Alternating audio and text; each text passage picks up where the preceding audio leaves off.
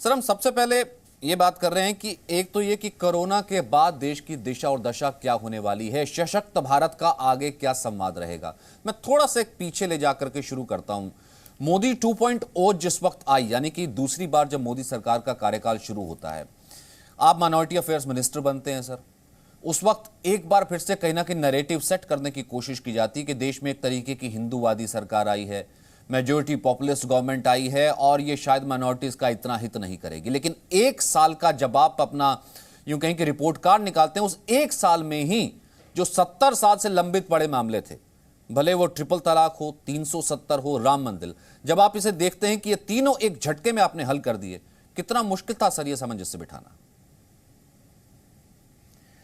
देखिए सिंह जी, मैं एक बहुत ही जो आपने कहा, देखिए ये आपदा जो है वो हमारे लिए आफत नहीं बन सकती। आपदा के सामने आत्मसमर्पण आप नहीं कर सकते। आपदा को हम आत्मविश्वास और आत्मनिर्भरता के संकल्प के साथ उसको निपटेंगे भी और उसको निपटाएंगे भी, और इसी संकल्प के साथ कि मंजिल पे आए मुल्क हर बला को टाल के हम लाएंगे तूफान से कश्ती निकाल के। तो जो भी संकट है, जो भी समस्या है, उस समस्या का समाधान हमें जो है वो उस समस्या के सामने आत्मसमर्पण करके नहीं होगा, बल्कि हमें आत्मविश्वास के साथ, आत्मनिर्भरता के साथ उस समस्या के समाधान की दिशा में हम आगे बढ़ रहे हैं प्रधानमंत्री नरेंद्र मोदी जी के नेतृत्व में। और ये देश एक हम बहुत सौभाग्यशाली है, मैं कहूँगा कि एक ऐसा संकट मोचक, एक ऐसा योद्धा ऐसे संकट के समय में हमारे साथ हैं नरेंद्र मोदी जी, जिन्होंने कि बिना रुके हुए, बिना थके हुए, किसी भी आपदा के समय में, किसी भी संकट के समय में बहुत दूरदर्शिता के साथ फैसले किए हैं। और अगर आप कोरोना की बात देखें तो कोरोना को मार्च के दूसरे सप्ताह या तीसरे सप्ताह में वर्ल्ड हेल्थ ऑर्गेनाइजेशन ने वैश्विक आपदा घोषित किया। मोदी जी ने इसकी तैयारी कब शुरू की? जनवरी में शुरू की, और मार्च तक जो है वो हमारे देश के तमाम जो सेना के सेंटर्स थे, चाहे जैसलमेर में रहा हो, चाहे कोची में रहा हो, चाहे झांसी में रहा हो, चाहे जोधपुर में हो, चेन्नई में हो, कलकत्ता में हो, तमाम जगहों पर क्वारंटाइन सेंटर्स फौज के बनाए गए। जो भी देश से विदेश से लोग थे उनकी मदद के लिए, उनके स्वास्थ्य के लिए, उनकी सलामती के लिए। उसी दौरान लगभग जो है वो 16,000 करोड़ से ज़्यादा राज्यों को पैसे भेजे गए, पैकेज भेजे गए कि आप अपने राज्यों में इसकी तैयारियां करिए, क्योंकि ये संकट बहुत विकट होने वाला है, विकराल रूप लेने वाला है। उस वक्त भी कई लोगों ने इसको बहुत नॉन सीरियस लिया था। उन्हें लगा था कि साहब ये 16,000 करोड़ आ गया है, क्या करना है क्या नहीं करना। उसमें दिशा निर्देश भी गृह मंत्रालय ने भेजा था कि आप अपने जो है शेल्टर सेंटर्स बना सकते हैं, खाने पीने की व्यवस्था कर सकते हैं, ये सारी चीज़ें।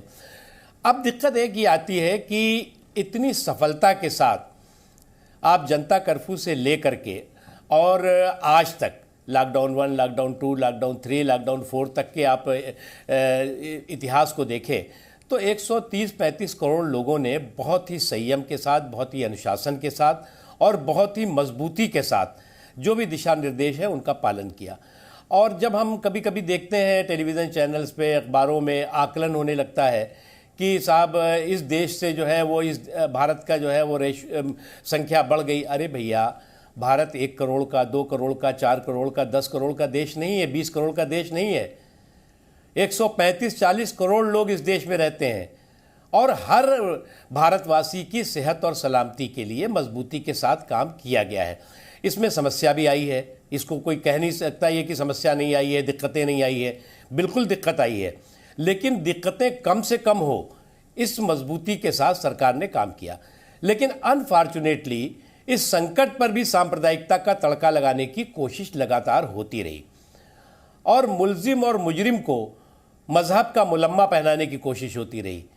मुल्जिम और मुजरिम को जो है वो मजहब का सुरक्षा कवच देने की कोशिश हो रही है। मैं जो ये लोग हैं उनसे हम एक चीज़ पूछना चाहते हैं कि मोदी जी के ही शासनकाल में आशाराम बापू भी गिरफ्तार है, अभी तक जेल में है। मोदी जी के ही शासनकाल में जो है वो बाबा राम रहीम भी गिरफ्तार है। अभी आपने देखा कि ये जम्मू एंड कश्मीर के पुलिस के एक वरिष्ठ अधिकारी देवेंद्र सिंह गिरफ्तार किए गए। ये एक लंबी श्रृंखला है, उसकी कोई गिनती नहीं है। अब आप इनको भी, ये मुसलमान है क्या? अरे भाई, जो जिसने भी जुर्म किया है उस जुर्म की सजा उसको कानून के दायरे में मिलेगी। इसमें आप हिंदू और मुसलमान और ये और वो करेंगे तो उससे फायदा नहीं होने वाला है। जो गुनाहगार है उसको छोड़ा नहीं जाना चाहिए और जो बेगुनाह है उसे छुआ नहीं जाना चाहिए। ये हमारी नीति है और ये हमारी कमिटमेंट और प्रतिबद्धता है। No signal, no worry. Presenting Z News app with live TV, latest updates and expert opinion. Available on Google Play and App Store. Download it now.